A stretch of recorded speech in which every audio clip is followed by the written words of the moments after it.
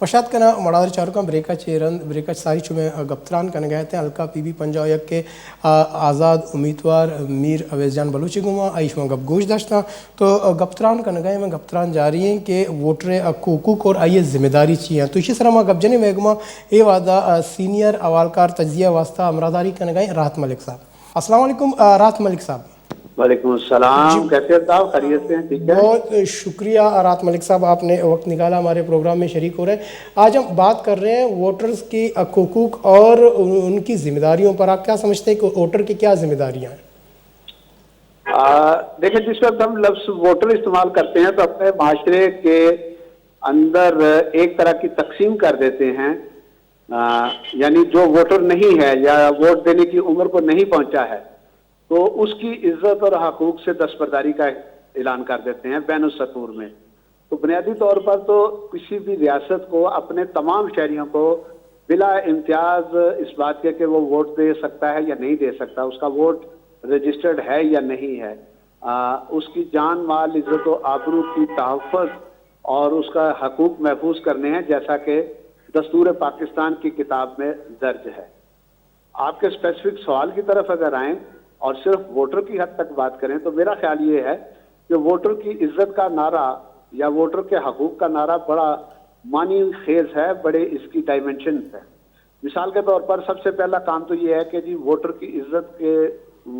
सवाल का मतलब ये है कि जी मुल्क में कौन हुक्मरान होगा और कौन सा निज़ाम हुकूमत चलेगा, इसका फैसला वोटर की राय से किया जाएगा। गोया इसके मानी ये हुए कि कोई तुर्रम खान, कोई ताकतवर आदमी, कोई नवाब सरदार, कोई सरकारी गैर सरकारी शख्स, इदारा, ओहदेदार अपनी ताकत और सलाहियत को बरूए कार लाके वोटर को मुतासर नहीं करेगा कि वो वोट उसकी राय के मुताबिक डाले, या ये काम नहीं किया जाएगा कि वोटरों ने जो जिस बात की तईद की है नताइज में उसको उलट कर दिया जाए, बदल दिया जाए। एक तो ये वोटर की तौहीन है, अगर जहां जहां जब ऐसा होता है तो वोटर की और इंसान की तौहीन होती है। दूसरी गुजारिश ये है कि जी वोटर की इज्जत के मराहिल इलेक्शन कमीशन के अमल तक भी पहुंचते हैं। मिसाल के तौर पर सर्द या गर्म तरीन मौसम में हम कम पोलिंग स्टेशन बना के वोटरों को सड़क पर लंबी लंबी कतारों में शदीद मौसम में खड़ा कर देते हैं, तो ये भी वोटर की तौहीन है। इलेक्शन कमीशन का फर्ज है कि जी वो हल्का हाय इंतखाब में ज्यादा से ज्यादा पोलिंग स्टेशन बनाए ताकि लोग कम अज कम वक्त में छोटी लाइन में रहते हुए मौसम की तकलीफ को कम तर बर्दाश्त करते हुए अपना हक राय दे इस्तेमाल कर सकें। तो वोटर की इज्जत का एक पहलू इलेक्शन कमीशन के भी से भी वाबस्ता है। मैं यहाँ पे याद दहानी के तौर पर श्रीलंका की मिसाल दूंगा कि वहाँ पोलिंग स्टेशन बनाने की बजाय मूवेबल पोलिंग स्टेशन बनाए जाते हैं, यानी गाड़ियों में पोलिंग स्टेशन होता है और हर गाड़ी महल्ले महल्ले गली गली में नारा लगाती हुई पोलिंग लाउड स्पीकर पर ऐलान करती हुई गुजरती है कि हम इस गली में मौजूद हैं, जो लोग वोट डालना चाहते हैं वो आ जाएं, वो अपना वोट डालें और चले जाएं। उसका नतीजा ये होता है कि इलेक्शन में शरीक उम्मीदवार और पार्टियों को वोटरों को पोलिंग स्टेशन तक लाने ले जाने के अखराजात से भी जान छूट जाती है। और ये वो चीज़ है, अखराजात हैं जो हमारे इलेक्शन को कमर्शियल एक्टिविटीज में बदल रहे हैं, बल्कि जमहूरी अमल बनाने की बजाय इसे एक कमर्शियल अमल बनाते हैं कि ऐसा शख्स या पार्टी इलेक्शन लड़ेगी जो कम अज कम वोटरों को लाने ले जाने के अखराजात बर्दाश्त कर सके, फिर वो वोटरों को लाने ले जाने के लिए खाना दे सके, फिर वो पोलिंग स्टेशन के अपने पोलिंग स्टाफ के लिए खाने का बंदोबस्त करे। तो ये जितने ज्यादा अखराजात हम उम्मीदवार या जमातों पर आयद कर रहे हैं बगैर एलानिया, उसके नतीजे में हमारी जमहूरियत कमर्शियल जमहूरियत में बदलती चली जा रही है और हम कमर्शियल जमहूरियत के अंदर से ख्वाहिश रखते हैं कि एक पीपल्स डेमोक्रेटिक चेंज आए। तो ऐसा तो नामुमकिन है, और जब ऐसा नामुमकिन है तो फिर वोटर की इज्जत के लिए آپ کو الیکشن اچھا، کے بنیادی سسٹم اور ڈھانچے کو رات ملک بدلنا صاحب، ہوگا۔ آپ نے بالکل درست فرمایا کہ اگر اس طرح کا کوئی سسٹم پاکستان میں آئے تو پھر کیا ہی بات ہے، لیکن یہاں پر ایک اور بھی چیز ہم دیکھتے ہیں کہ ووٹر کو ورغلایا جاتا ہے، مختلف سیاسی جماعت ملک مختلف عربوں سے ووٹر کو ورغلاتے ہیں، ان کے ذہن کو مطلب بدل دیتے ہیں۔ تو اس دوران آپ کیا سمجھتے ہیں کہ کیا ووٹر کو کرنا چاہیے جو ان کے ذہن میں ہے؟ گزارش یہ ہے کہ میری پچھلی بات جو تھی میں اسے پہلے مکمل کرنا جی چاہوں گا۔ جی جی میں جو گفتگو کر رہا تھا وہ آئیڈیالزم اور نظریاتی بنیادوں پر کر رہا تھا۔ جی جی لمحہ موجود میں ووٹر کی عزت کا جو نعرہ ہم سن رہے ہیں اس کا مفہوم قطعی طور پر ایسا نہیں ہے جسے مسترد کیا جائے۔ آج سیدھی سی لڑائی یہ ہے کہ جی ووٹر ہی طے کرے گا کہ ملک میں حاکمیت اور حکمرانی کس کے پاس ہوگا، کسی ادارے، طاقتور ادارے، عدالت کے پاس، جوڈیشری کے پاس یا پارلیمنٹ کے پاس ہوگا۔ تو اس مرحلے پر ہونے والی ووٹر کی عزت کی لڑائی میں یہ سمجھتا ہوں کہ ہر جمہوریت پسند انسان کو ووٹر کی عزت کے نعرے کی حمایت کرنی چاہیے۔ دوسری بات آپ نے جو رکھی ہے سوال کی صورت میں ورگلانے والی، تو دوست ووٹر کا جو سسٹم ہے، رائے لینے کا جو سسٹم دنیا بھر میں رائج ہے، اس میں ووٹر کو ورگلانا ہی الیکشن کی سائنس ہے۔ جیسا کہا گیا کہ ہم نے سائنسدانوں کو پارٹی میں شامل کیا ہے جو الیکشن جیت سکے، تو دنیا بھر میں یعنی سب سے بڑی جو پرانی جمہوریت ہے امریکہ، وہاں پر ذرائع ابلاغ ووٹر کے ذہن پہ اثر انداز نہیں ہوتے، تو کیا ہم اس کو ورگلانا نہیں کہہ سکتے؟ اور وہ تو کروڑوں اربوں روپیہ خرچ کر کے ووٹر کو متاثر کرتے ہیں۔ تو ووٹر کو متاثر کرنے کا ایک ترجمہ یہ بھی کیا جا سکتا ہے کہ ورگلایا گیا ہے۔ ہاں، یہ بات اپنی جگہ پہ ہے کہ ووٹر کو متاثر کرنے والے علمی سطح پر متاثر کر رہے ہیں یا اس کے گروہی اور شخصی مفادات کی بنیاد پر اس کو متاثر کر رہے ہیں۔ اگر گروہی اور شخصی مفادات کی بنیاد پر کوئی جماعت، کوئی فرد متاثر کر رہا ہے تو پھر ہم اسے کہیں گے کہ ورگلایا گیا ہے۔ یہ ویسی ہی بات ہے جیسی ٹرمپ نے اپنے ووٹر کو متاثر کیا، ورگلایا، نقلی اور ناقابل عمل نعرے دے کر۔ تو ایک انتہا پسندانہ نعرے یا گروہی مفادات کو اپیل کرنے والی گفتگو الیکشن کے دوران جو ہوتی ہے، یا ووٹر کو جیسے کہا جاتا ہے بریانی دے دو، 500 روپیہ فی ووٹر کو دے دیا جائے اور اسے ووٹ لے لیا جائے، یہ سارے ورگلانے والے عمل ہے۔ میں خالصتاً سیاسی بات کر رہا ہوں کہ اگر سیاسی جماعتیں بنیادی نظریاتی اصولوں کی بنیاد پر الیکشن میں اترے، منشور کی بنیاد پر اترے، تو وہ اپنے منشور کو عوام تک لے جانے اور اس کو پھیلانے کے لیے جو گفتگو کریں گے، جو طریقہ کار اختیار کریں گے، اس کو کنونسنگ کہتے ہیں۔ آپ ترجمے میں ورگلانا کہہ لیں، یہ آپ کا حق ہے، لیکن میں اس سے اتفاق نہیں کرتا کہ ورگلایا جاتا ہے۔ بالکل رات ملک صاحب، اس میں ایک اور بھی سوال میں ایک اور بھی میں آپ سے یہ پوچھنا چاہ رہا ہوں کہ اب جس طریقے سے واقعی آپ نے صحیح کہا کہ ورگلانا تو بالکل الیکشن کا ہی حصہ ہے، ورگلایا جاتا ہے، تو ہم اکثر دیکھتے ہیں کہ جیسا آپ نے کہا انتہا پسندانہ، لیکن یہاں پر ایک اور بھی چیز سامنے آئی کہ ووٹر کو ووٹ مانگنے کے لیے اس کو زد و خوب کیا جاتا ہے، اس پر تشدد کیا جاتا ہے۔ آپ اس چیز کو کیسے دیکھتے ہیں؟ جو اس طرح کا واقعہ ہمیں بلوچستان کے کئی ایسے علاقوں میں اس کی مثالیں ملتی ہیں۔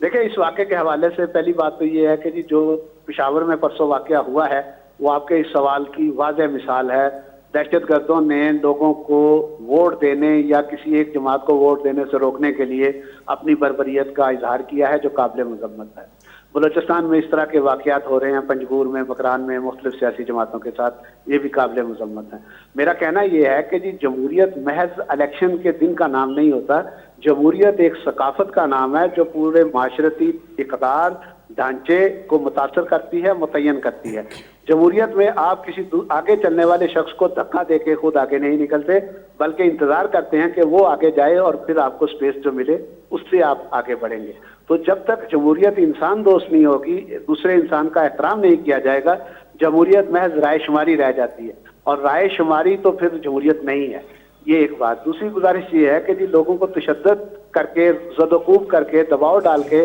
خوف زدہ کر کے جب ان سے رائے لی جاتی ہے، ایسا کرنے والی کوئی سیاسی جماعت ہو یا کوئی ادارہ ہو، تو جمہوریت اپنی عمل میں اسی دن فوت ہو جاتی ہے، مر جاتی ہے۔ اور ایسے اقدامات کے نتیجے میں جو اسمبلیاں مادے وجود میں آتی ہیں، وہ نہ قانون سازی کرتی ہیں، نہ آئین سازی کرتی ہیں، بلکہ ان کے ہاں بصیرت اور سیاسی ویژن کی کمی ہوتی ہے۔ اور میرا خیال یہ ہے کہ ہمارے ہاں کچھ ایسے وائٹل انٹرسٹ رکھنے والے لوگ اور ادارے موجود ہیں جو چاہتے ہیں کہ ویژن اور بصیرت کے بغیر ادارے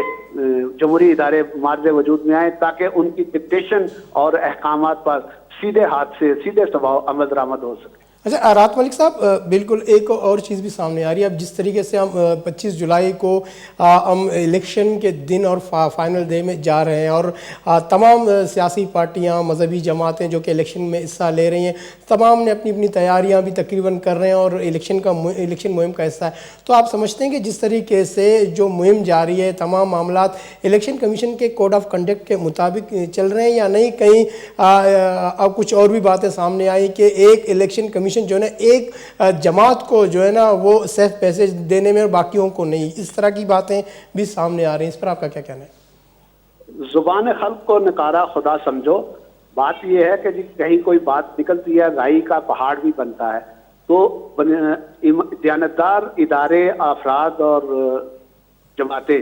رائی کا شائبہ بھی پیدا نہیں ہونے دیتے، لیکن بدقسمتی یہ ہے کہ ہمارے یہاں الیکشن کمیشن کے ساتھ ساتھ انتظامیہ کے بہت سے ادارے بشمول نگران حکومت رائی ہی نہیں، رائی کا پہاڑ بنانے کے لیے وہ سب کچھ کر رہے ہیں، جس کے نتیجے میں آنے والے الیکشن کی ساکھ آج سے ہی متاثر ہو چکی ہے۔ اس کا نتیجہ کچھ بھی نکلے یہ ناقابل قبول بنتے چلے جا رہے ہیں، اور میرا انالیسز یہ ہے کہ 25 جولائی کو جو الیکشن ہونے جا رہے ہیں اس کے نتیجے میں معرض وجود میں آنے والی اسمبلی، قومی اسمبلی اور پارلیمنٹ صوبائی اسمبلیاں 1 سال سوا سال سے زیادہ عرصہ تک برقرار نہیں رہیں گی، کیونکہ ان کی اخلاقی اور سیاسی ساکھ بہت بری طرح سے متاثر ہو چکی ہے۔ تو الیکشن کمیشن کو اس سلسلے میں غور کرنا چاہیے۔ مثال کے طور پر کل فیصلہ ہوا کہ جی بلدیاتی اداروں کے چیئرمین معطل کر دیے گئے ہیں۔ سب یہ چیئرمین سرکاری ملازم نہیں ہیں، بلدیاتی اداروں کے یہ سربراہان سرکاری ملازم نہیں ہیں جن کو آپ ان کے کام کرنے سے روک دیں۔ یہ خالصتاً انتخابی اور سیاسی عمل سے منتخب ہو کر گزر کر عوام کا کام کرنے کے لیے آئے ہیں، ان کو انتخابی اور سیاسی عمل سے روکنا قطعی طور پر غیر سیاسی، غیر جمہوری عمل ہے، اور اس کو ہم آمرانہ طرز عمل قرار دیں گے۔ کیا آپ کسی وکیل کو روک سکتے ہیں کہ جی وہ عدالت میں پیش نہ ہو؟ اسی طرح سے کسی منتخب شدہ ادارے کے شخص کو نہیں روکا جا سکتا کہ وہ اپنی پارٹی کے لیے الیکشن میں حصہ نہ لے۔ یہ تو بڑی نامناسب بات ہے اور آئین کی سراسر خلاف ورزی ہے، جو ہر شہری کو تنظیم سازی کا بھی حق دیتا ہے، سیاست میں حصہ لینے کا حق دیتا ہے، اور اپنی رائے کے اظہار اور اس کی تشکیل اور ترتیب کا بلا تردد حق دیتا ہے۔ الیکشن کمیشن نے وہ بھی کھینچ لیا، اور آپ نے درست فرمایا کہ کسی ایک جماعت پر سرپرستی کا شائبہ ہے، اور کچھ جماعتوں پہ، پنجاب میں، بلوچستان میں کچھ جماعتوں پہ قہر بن کے ٹوٹ رہا ہے الیکشن کمیشن یا اس طرح کے ذیلی ادارے۔ تو اس کا نتیجہ کیا نکلے گا؟ نتیجہ یہی نکلے گا کہ جو الیکشن ہوں گے اس پر لوگوں کا اعتماد نہیں ہوگا، اور وہ جو کہا گیا ہے کہ ہارنے والا کہتا ہے کہ دھاندلی ہوئی ہے، تو ان حالات میں واقعتاً ہارنے والے جب یہ کہیں گے کہ ہمارے ساتھ ناانصافی ہوئی ہے، ANP جب کہے گی کہ ہمارے ساتھ ناانصافی ہوئی ہے، تو عوامی سمپتھیز اور اخلاقی قدریں اور ہمارے رویے ان کے ساتھ کھڑے ہوں گے، اور ہمارے منتخب ادارے اپنی ساکھ کھو چکے ہوں گے۔ ہمیں اپنے منتخب اداروں کی ساکھ کو بچانا چاہیے، بہترین سیاسی لوگوں کو آگے لانے کی عمل میں رکاوٹ بننے کی بجائے راہ ہموار کرنی چاہیے۔ جو لوگ سیاست میں فعال ہیں ان کو سیاسی فعالیت سے روکنا بدترین غیر سیاسی عمل ہے، اور انتخابات خالصتاً سیاسی عمل ہے، تو اس میں کسی سیاسی غیر سیاسی اقدامات کی کوئی گنجائش باقی نہیں بنتی۔ وہ چاہے الیکشن کمیشن کرے، نگران حکومت کرے، یا کوئی اور ادارہ یا سیاسی جماعت یا کوئی طاقتور فرد کرے، وہ قابل مذمت ہے۔ اچھا رات ملک صاحب، بالکل اب جو ہے نا نگراں حکومت، الیکشن کمیشن اور پھر سیکیورٹی ادارے، ان کی یہ باتیں سامنے آئیں کہ اس بار جو الیکشن ہوں گے وہ صاف اور شفاف ہوں گے، کسی کو اس حوالے سے کوئی مطلب شک و شبہ میں نہ رہے۔ تو آپ سمجھتے ہیں جس طریقے سے جو باتیں چل رہی ہیں، جس طریقے سے جو سیف پیسج کسی پارٹی کو دیا جا رہا ہے، تو اس طرح اس سے ان جو ادارے ہیں انہوں نے جو باتیں کی ہیں اس پر شک نہیں ہوتا کہ آیا انہوں نے جو باتیں کی ہیں کہ کسی کو شک نہ ہونا چاہیے، صاف اور شفاف الیکشن ہوں گے؟ میں آپ کے سوال پہ ایک محاورہ آپ کے گوش گزار کروں گا، اور دوسری رسول اللہ صلی اللہ علیہ وسلم کی روایت۔ ایک محاورہ ہے کہ چور کی داڑھی میں تنکا۔ تو تو یہ جو بیانات دیے جا رہے ہیں کہ جی شفاف ہوں گے، صاف ہوگا، فلاں ہوگا، یہ لگتا یہ ہے کہ چور کی داڑھی میں تنکا. اور دوسری گزارش یہ ہے کہ فرمان رسول ہے کہ جی جو شخص قسمیں کھا کھا کے بتا رہا ہو کہ جی میں سچا ہوں اور وہ میں ہی درست ہوں، تو اس کی بات پہ بھروسہ مت کرو. تو میں یہ کہوں گا کہ جی اس وقت جو ادارے یہ کہہ رہے ہیں کہ شفاف ہوں گے اور ٹھیک ہوں گے، فلاں ہوں گے، در حقیقت وہ اپنے اس بیانیے میں تسلیم کر رہے ہیں کہ انتخابات کے شفاف، منصفانہ، غیر جانبدارانہ ہونے کے امکانات ان کے اقدامات کی وجہ سے مشکوک ہو چکے ہیں، اور وہ شکوک ختم کرانے کے لیے بیان دے رہے ہیں. بیان دینے والے بھی وہی ہیں جو شکوک پیدا کرنے والے ہیں. تو کیا شکوک پیدا کرنے والوں کے بیان کو اہمیت دی جائے گی یا اقدامات کو؟ لوگ اقدامات کو دیکھتے ہیں، بیانات تو لوگ دیتے ہی رہتے ہیں. جی بہت بہت شکریہ راحت ملک صاحب، آپ نے ٹائم نکالا ہمارے پروگرام میں شریک ہوئے. میں کو امراداری کا نگایا راحت ملک سینئر اولکار ایشما گپ گوش داشتان کہ بعضیں گپے جا اور نگراں حکومت و سیکیورٹی و پتہ الیکشن کمیشن حوالے جو